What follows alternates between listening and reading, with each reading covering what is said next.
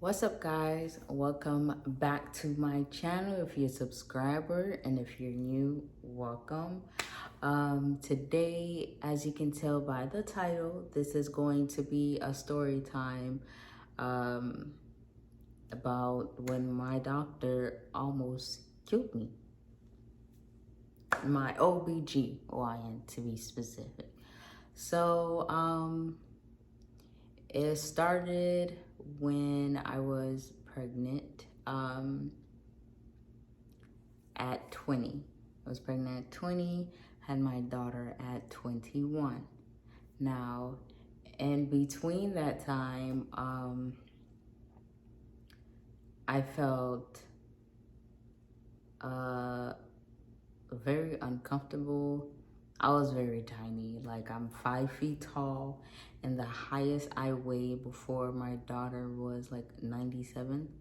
So I was very small. So like the hospital, the doctor visits were very frequent because my body just expanding in the way that it needed to was just painful for someone, you know, very petite and like I was.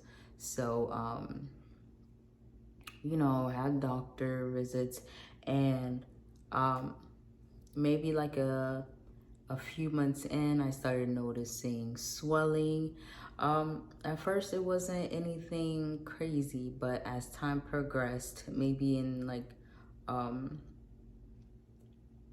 3-4 months,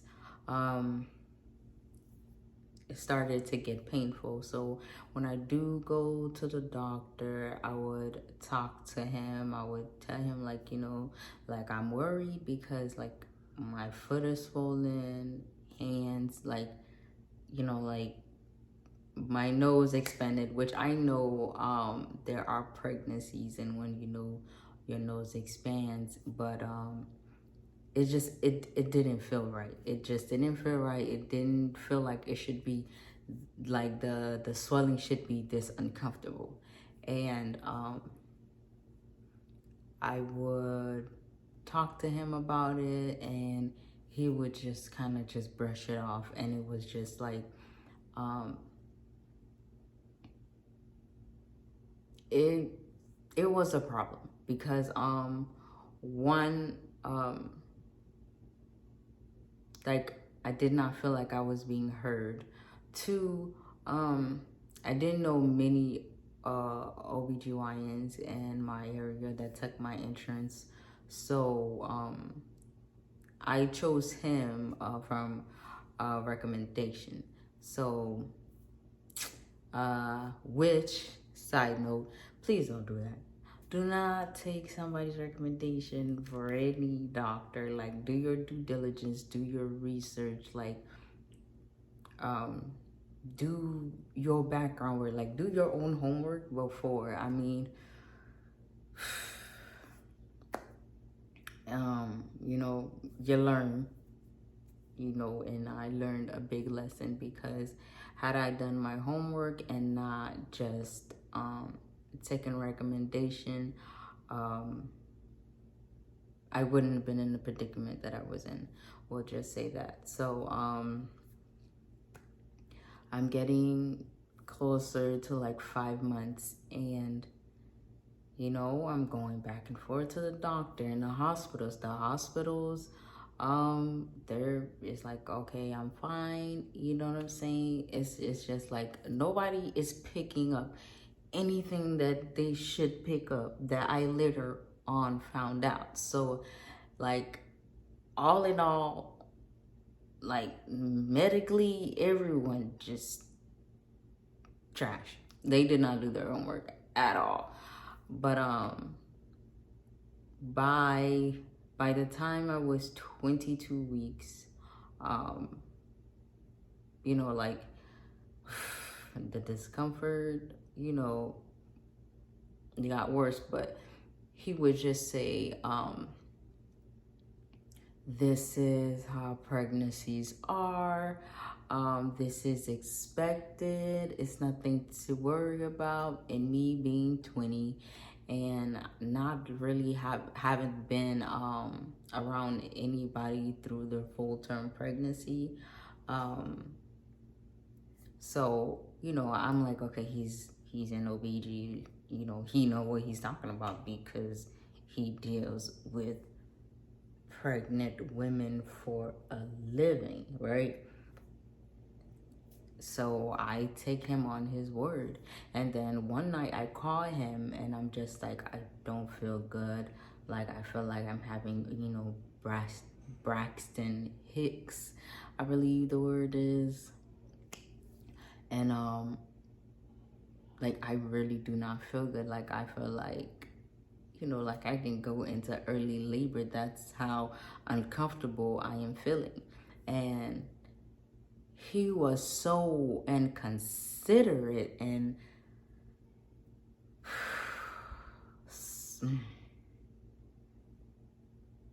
such a jerk, to put it in a way where, you know, I don't have to curse. He was a lot, and what he told me was something that you should never tell anyone, especially someone who goes through depression. His words to me were, well, you better hope you don't have her anytime soon, because if you do have her, she won't survive.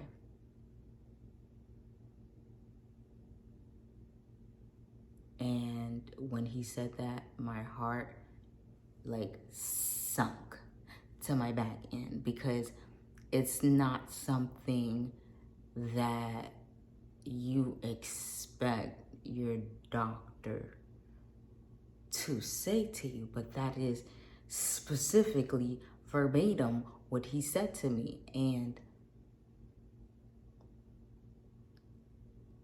like, all I could do was just hang up the phone and like really, like, I was just in my head, like, did he just say what he just said? And like, I am just trying to, you know, like, pray, like, I really hope that, like, you know, nothing happens to me, nothing happens to my baby, because this jack donkey decided that, like, he wanted to be heartless and he wanted to just say whatever it is that came to his mind without any consideration for anybody's emotions. And I remember, like, that night I laid down and like I felt like something was sitting on my chest. So went to the hospital and they took my blood pressure and it was high. It was like 198 over 192, something like that. Like, it was very high. And they were asking me like, do you see flashing lights? Because your blood pressure is high enough to have a seizure right now. And here I am, not knowing how serious this is. I'm just like, no, I don't see flashing lights. I just feel like, you know, I can't breathe. So they put me on oxygen and they admitted me that night, and they put me in like a black room, which is supposed to help with stress and lower my blood pressure from how high it was. And I had a cardiologist come in, and he was just like, you know, of course, that's like a very high blood pressure. So like, I was put like on you know, like salt restrictions and things. And as they watched me and to see how my blood pressure will do, and you know, will it go down. So it was just me, like in a black room. No light was coming in, and I can have visitors, but that was about it. Like it was just me. And at first, you know, the first day it was okay, but after that, things took a turn for the worse. I started coughing just out of the blue. Like I started coughing, and the coughing was like, it kept getting worse. It kept getting worse until like they were so concerned. And so they called my OBG, and they're like, well, she's coughing a lot. And, you know, like they just wanted his feedback on what he would like to do. You know what this man said?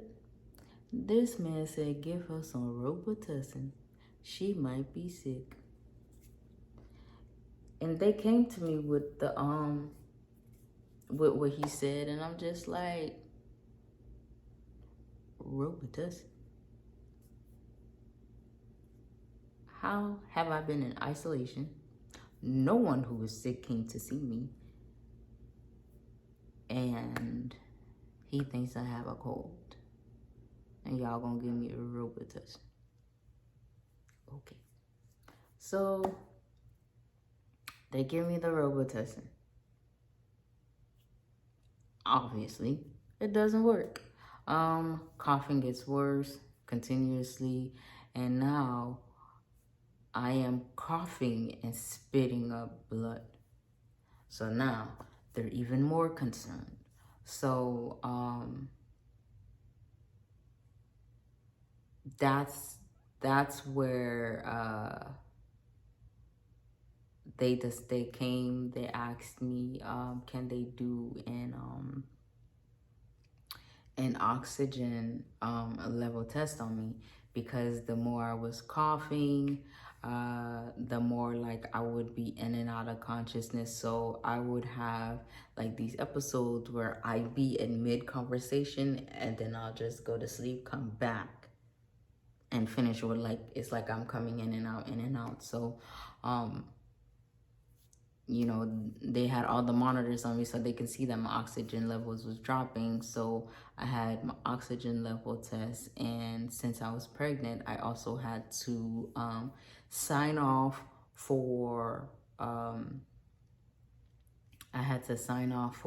x-ray so they can check my lungs. You know, since I'm coughing and I'm spitting up blood, they just wanted to make sure like it wasn't like anything contagious, but also to see like what's going on. So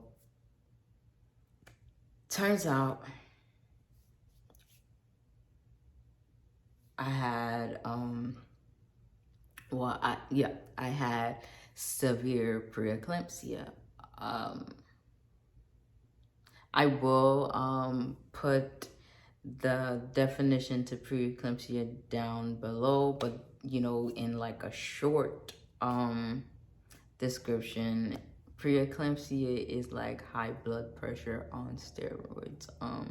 I had protein in my urine. My kidneys are just not filtering out properly, and so the fluid cannot expel. Fluid will find places to go, and so it was in my lungs, you know, and that's why I had all those swelling all of those months before.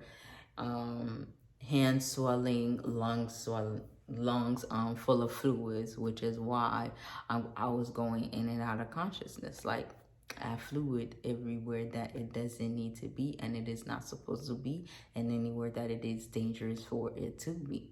So therefore, I couldn't eat.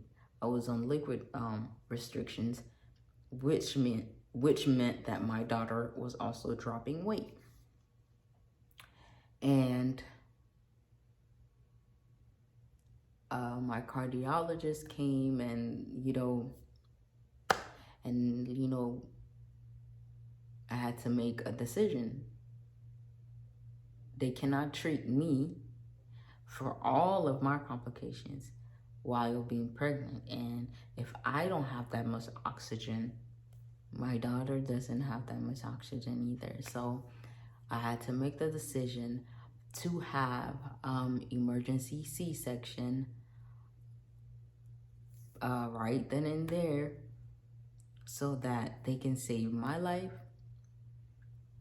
and that they can save my daughter's life. But I'm just like, I'm only 30 weeks, so she would be preemie, and with preemie babies, you just never know, so it's just a risky move. But to save she and I, it was emergency C-section route. And